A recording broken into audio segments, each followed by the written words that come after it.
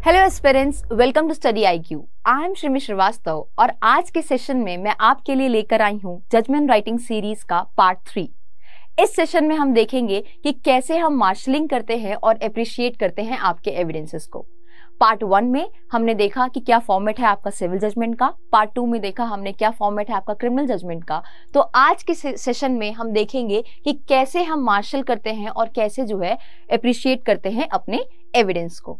So let's begin with the session now. सबसे पहले जानते हैं कि मार्शलिंग का क्या मतलब होता है और किसे कहते हैं हम मार्शलिंग ऑफ एविडेंस।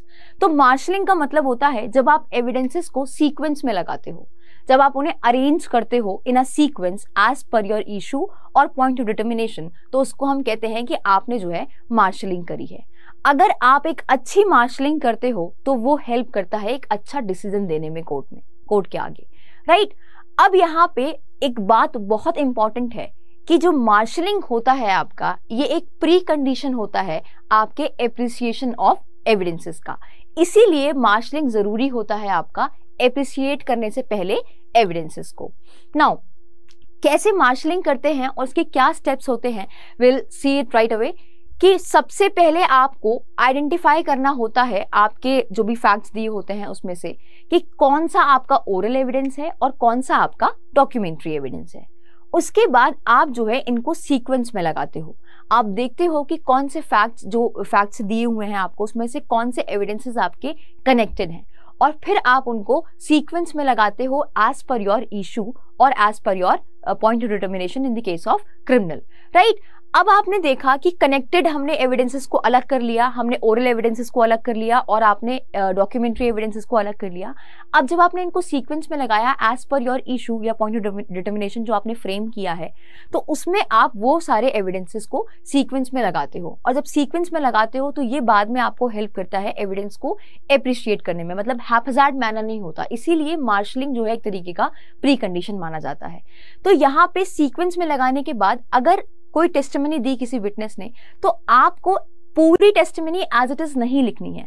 उसमें से जितना रेलेवेंट पार्ट है जो कनेक्टेड है आपके इशू से या पॉइंट ऑफ डिटर्मिनेशन से इन द केस ऑफ क्रिमिनल, तो उतना ही पार्ट आप कोट करोगे। फॉर एग्जाम्पल, सपोज 4 विटनेस हैं, उन्होंने अपनी टेस्टिमनी दी और उस टेस्टिमनी में उन्होंने सब कुछ बता दिया जो वो जानते थे, और यहाँ पे उन्होंने जो है एक्यूज की इंटेंशन को प्रूव किया under section 14 of Indian evidence act. अब जब यहाँ पे इंटेंशन उन्होंने प्रूव किया और जो सारी बातें उन्होंने बताई कोर्ट में आके, जो भी टेस्टिमनी दी विटनेसेस ने, तो आप वो सारी बातें नहीं लिखोगे। जहां पे आपको एक्यूज की इंटेंशन को प्रूव करना होगा तो आप सिर्फ वही मेंटल फैक्ट उठाओगे जो आपका उस इशू या पॉइंट ऑफ डिटर्मिनेशन में रेलेवेंट है।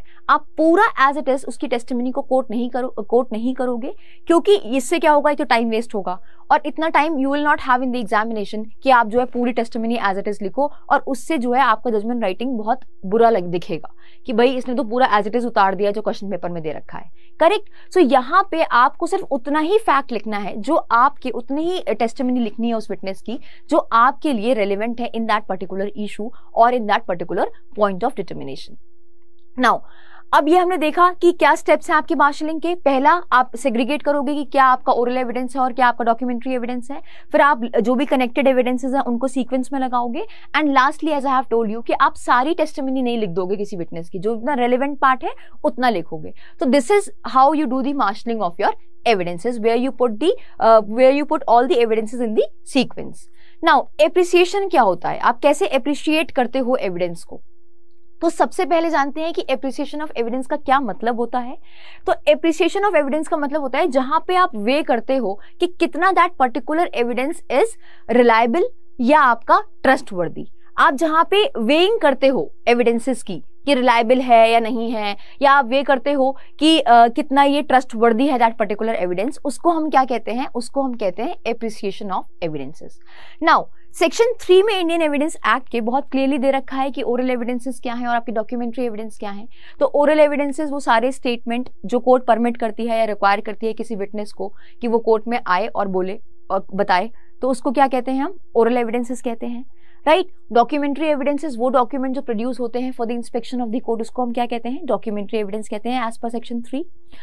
अब सेक्शन 5 क्या कहता है, सेक्शन 5 कहता है कि आप एविडेंसेस दे सकते हो सिर्फ उन फैक्ट्स पे जो फैक्ट आपके रेलिवेंट फैक्ट हैं या फैक्ट इन इशू हैं, और बाकी सारे फैक्ट्स जो है हम कोर्ट में नहीं मानते हैं। तो हम सिर्फ और सिर्फ एज पर सेक्शन 5 क्या मानते हैं कि वो फैक्ट्स जो आपके रेलिवेंट हैं और जो आपके फैक्ट इन इशू हैं, बस हम उसी को कंसिडर करते हैं before the court of law.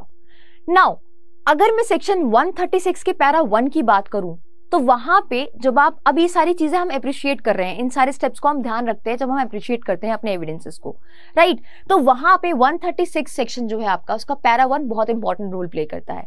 The reason being कि वहां पे बहुत क्लियरली कोट कर रखा है सेक्शन में कि जब कोई पार्टी एविडेंस देने आती है कोर्ट के आगे, तो वहां पे कोर्ट उससे पूछता है कि पार्टी आप मुझे ये बताओ कि ये पर्टिकुलर एविडेंस कैसे रेलेवेंट है आपका सेक्शन 6 से लेके 55 तक, सेक्शन 6 से लेके 55 तक कैसे ये आपका रेलेवेंट माना जाता है, राइट। तो वहां पहले पार्टी से पूछा जाता है कि आप पहले ये प्रूफ करो कि कैसे जो एविडेंस आप दे रहे हो वो रेलेवेंट है आपका सेक्शन 6 से लेके 55 तक। दैट मीन्स आप स्टैब्लिश करो ये बात कोर्ट में कि कैसे ये पर्टिकुलर फैक्ट आपका रेलेवेंट है।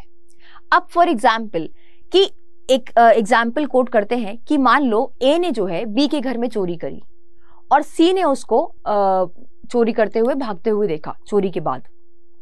अब यहाँ ए ने बी के घर में चोरी करी और बी ने चोरी के तुरंत बाद जाके जो है एफआईआर लॉन्च करा दी जो सामान उसके घर से चोरी हुआ उस पे। अब यहाँ पे तुरंत बाद जो उसने एफआईआर लॉन्च कराई, तो ये एक तरीके से फॉर्म कर रहा है पार्ट ऑफ सेम ट्रांजैक्शन। तो क्या हम इसको कह सकते हैं कि ये फैक्ट पर्टिकुलर फैक्ट रेलेवेंट है, वो पर्टिकुलर फैक्ट की उसने तुरंत बाद जाके एफआईआर लॉन्च कराई? तो we can say that it is forming the part of same transaction and it is relevant under section 6 of your Indian evidence act. तो यहाँ पे इस तरीके से फैक्ट को हम जो है अपने एप्रिशिएट रेलेवेंट कराते हैं और एप्रिशिएशन करते हैं एविडेंसेस की। तो सबसे पहले हमें प्रूफ करना पड़ता है कि ये फैक्ट पर्टिकुलर फैक्ट कैसे रेलेवेंट है आपका सेक्शन 6 से लेके 55 तक।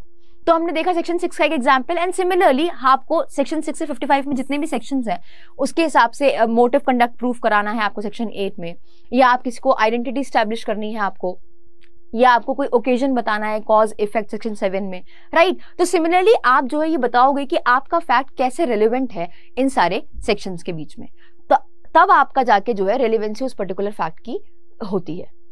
नाउ तो यहाँ पे सेक्शन 136 पैरा 1 की डिक्लेरेशन की वजह से हमें यहाँ पे कोर्ट पहले ही पूछ लेती है कि आप बताओ जो आप एविडेंस लेकर आए हो before the court of law वो कैसे रेलेवेंट है आपका सेक्शन 6 से लेके 55 तक।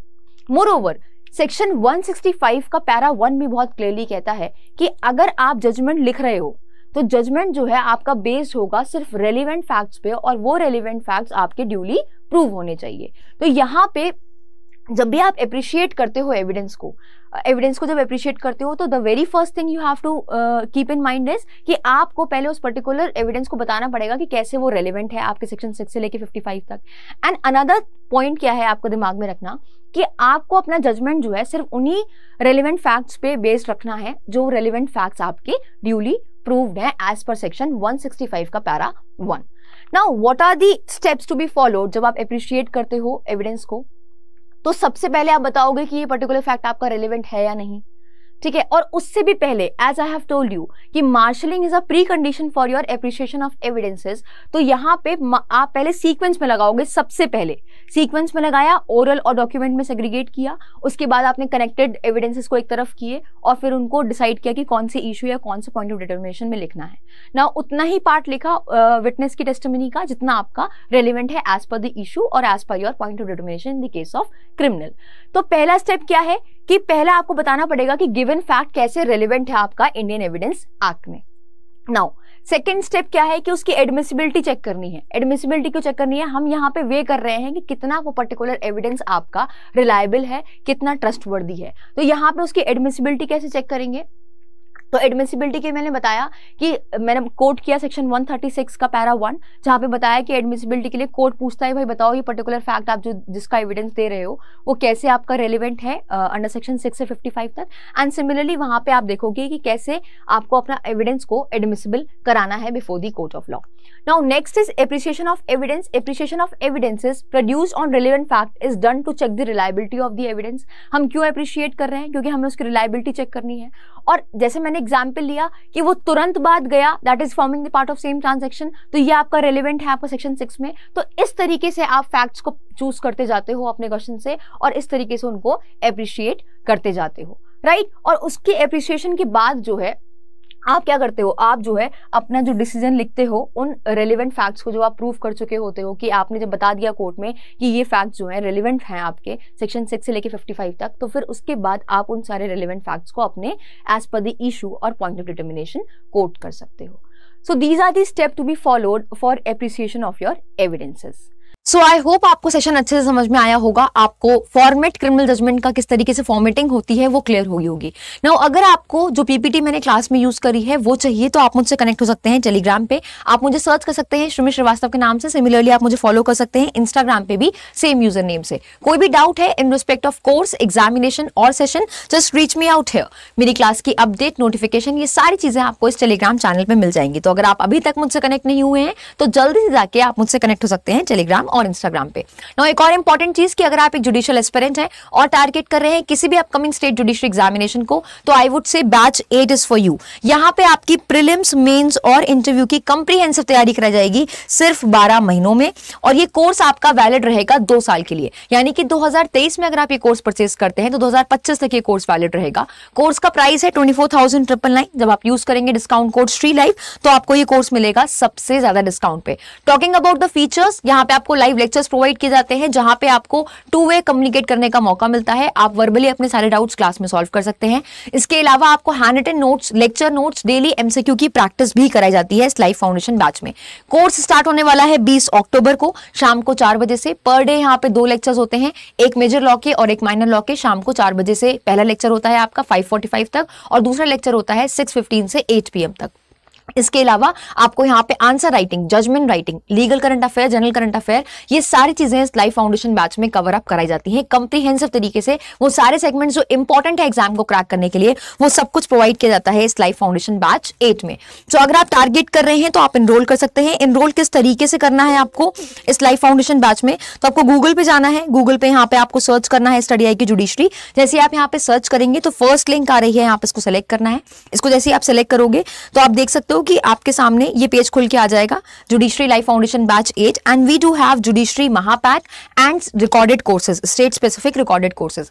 इनमें से किसी भी कोर्स में एनरोल करना है तो discount code Shri live use करके एनरोल करेंगे तो आपको मिलेगा सबसे ज्यादा discount. Discount code Shri live जो आपके स्क्रीन पे आ रहा है उसको इस्तेमाल करके आपको लाइव फाउंडेशन बैच 8 के साथ साथ जुडिशरी का महापैक मिलेगा फ्री ऑफ कॉस्ट। जुडिशरी का महापैक वो कोर्स है जिसमें 16 स्टेट्स का रिकॉर्डेड कंटेंट है, राइट। ये आपको बैच 8 के साथ मिलेगा फ्री ऑफ कॉस्ट। ना आपको सेलेक्ट करना है बैच 8 इस तरीके से।